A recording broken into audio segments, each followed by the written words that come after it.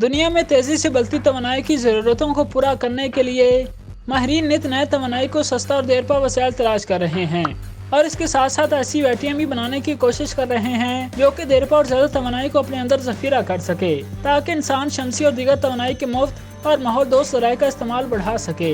इस सूरत हाल में चीन की एक कंपनी ने दुनिया की कसीर तरीन मुर्तकज़ कंडक्शन बैटरी बनाने का दावा किया है।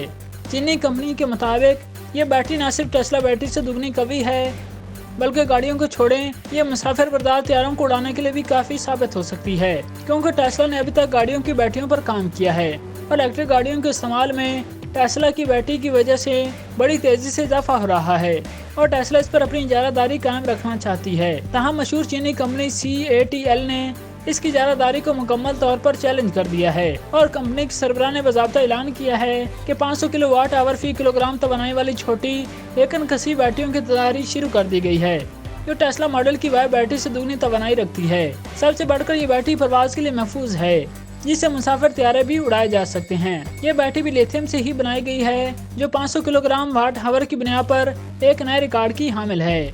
दूसरी जानब टेस्ला की वाई बैटरी में 4680 बैटरी सेल मिलकर सिर्फ 244 वाट आवर फी घंटे की तवानाई रखते हैं।